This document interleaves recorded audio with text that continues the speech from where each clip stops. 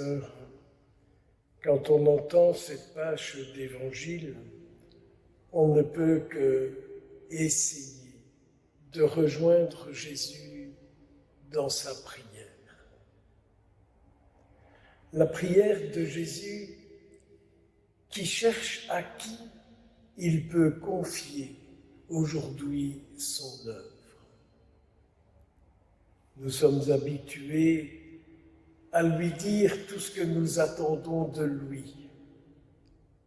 Pouvons-nous nous imaginer que Jésus est occupé de prier car il attend des choses de chacun, chacune de nous, ici présents à l'Eucharistie.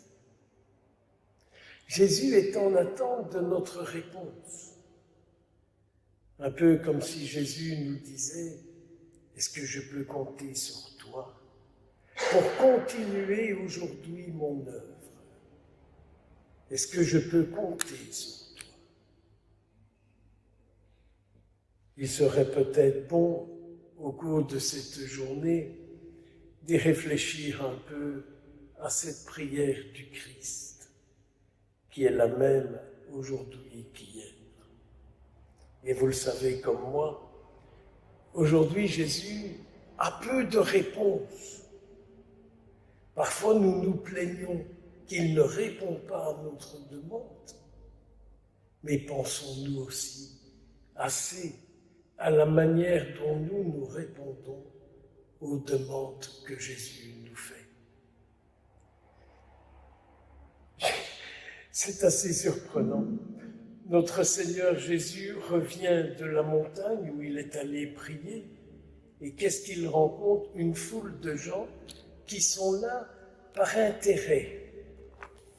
C'est impressionnant, hein? Ils sont là tous par intérêt. Ils viennent parce qu'ils ont bien sûr envie de l'entendre. Ça, c'est vrai. Mais ils ont surtout envie d'être guéris. Impressionnant.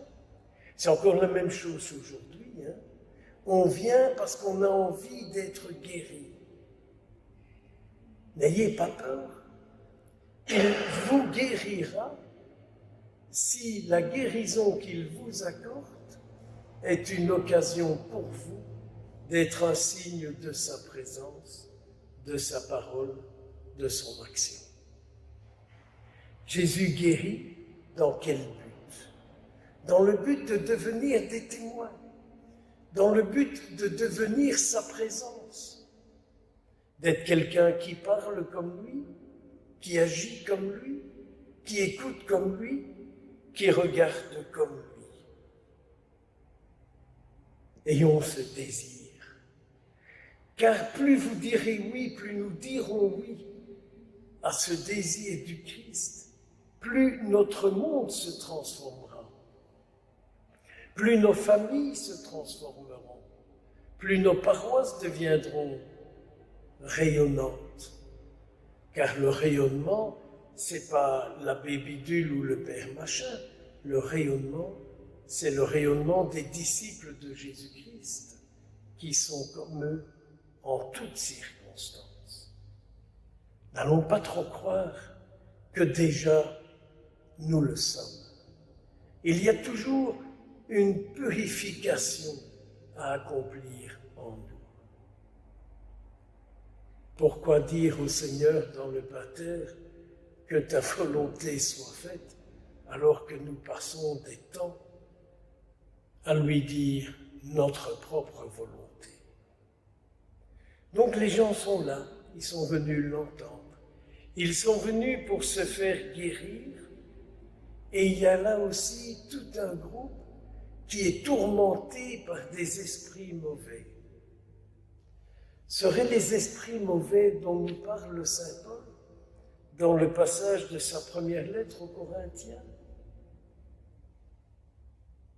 Si maintenant, Jésus vous disait « De quel esprit as-tu envie que je te guérisse? De quel esprit as-tu envie que je te délivre ?» Pouvons-nous entendre Jésus dire ça? L'esprit de peur, l'esprit de jalousie, des esprits qui sont à la recherche d'images tordues, combien d'autres choses. Pourquoi avoir peur? De simplement lui ouvrir notre cœur et de lui dire, voilà, quel est cet esprit qui est en moi et qui bien souvent encombre mes pensées. Croyez-vous que Jésus a ce désir de nous laisser prisonniers en prison par un esprit qui ne vient pas de lui? Au lieu de croire que nous sommes jugés et condamnés, entrons dans cette expérience qu'à partir du moment où nous nous ouvrons à lui, nous sommes sauvés et nous sommes délivrés. N'ayons de grâce pas peur d'aller lui dire, mais Jésus, regarde, ma prison, c'est ça. Ma dépendance, c'est ça. Mon côté tordu, c'est ça. Jésus parle à ce qui n'est pas saint en nous. Et quand Jésus parle à ce qui n'est pas saint en nous, c'est pour le chasser hors de nous. Il délivrait des esprits impurs, il guérissait les malades et il retrouvait la santé. Les gens cherchaient à le toucher car une force sortait de lui. Nous ne sommes pas dans un récit d'histoire. Cette force qui sortait de Jésus-Christ, c'est la même aujourd'hui. Apprenons à le rencontrer. Demandons-lui cette grâce de croire de plus en plus à ce qu'il dit et à lui permettre de venir accomplir en vous, en moi, en nous, ce qu'il désire accomplir. N'est-il pas venu pour nous sauver? Que le Seigneur vous bénisse, qu'il vous remplisse de sa vie, lui qui est Père, Fils et Esprit Saint, pour les siècles des siècles.